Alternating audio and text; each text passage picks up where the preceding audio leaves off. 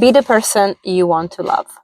So, a lot of the times I talk to women when I coach them, and we talk about one of the essential parts of life, which is relationships. They can be quite complicated. I don't think anybody can deny that relationships are pretty difficult sometimes. Communication needs to be worked on. Our characters, our expectations, our wishes, we change, especially as women. There is a trend of changing as we get into our late 30s, into our 40s and 50s. And the hormonal changes really do impact our wants and needs and characters, what we can really, what we can stand and what we can't stand anymore. And those are not bad things. Actually, they're very positive, because sometimes we live a life of sacrifice in the name of relationships, in the name of family, and we just at some point may realize that we haven't been supported the way that we want and wish. However, when these conversations come up, I see a lot of my clients that tend to complain about what they don't have or what they had.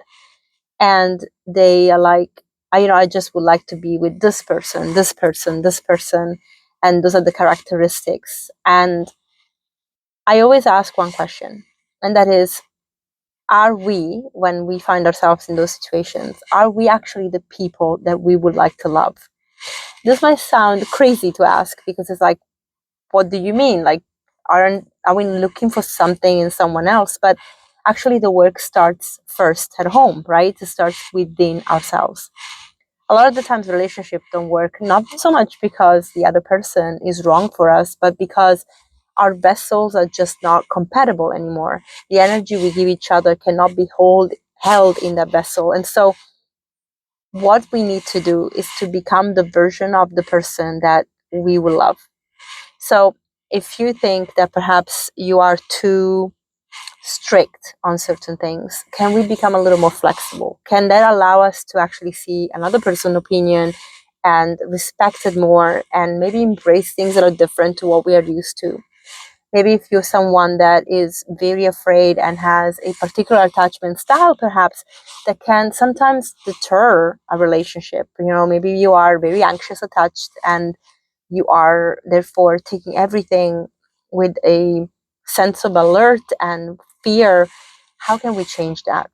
That's the work that we need to do internally. And unfortunately, a lot of the times, I see a lot of my clients that don't think about that. And a lot of women online, even, that would talk about the relationships they came out of, they never really look inwards and think, actually, I could be a better version of myself. And so they start looking for someone else to fill the gap, that person that is particularly special in all that they want, right? The looks and the character. But then eventually the problems will be there again, because we need to work on ourselves before we can even have relationships that will work. Otherwise, compromising is good. Compromising is necessary. But is it compromising our inner truth, or is it compromising on things that are just normal life to life things? And those are the things we need to really pay attention to and do the work on. So when some relationships might end, and they are now ready to look for something else, having done the work inside is the first stop, because we learn from every relationship that we had. And I know that sometimes it's very extreme. There is abuse, there is violence, and those are not necessarily any lessons, right? Those are unfortunate events which maybe can still teach us lessons, but it's not as black and white.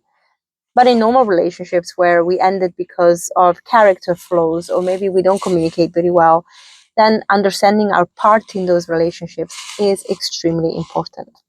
So today, as everybody is generally celebrating a very commercialized version of love with Valentine's Day, I want us women to really come together into this. I've seen this term now used quite a lot, galentine.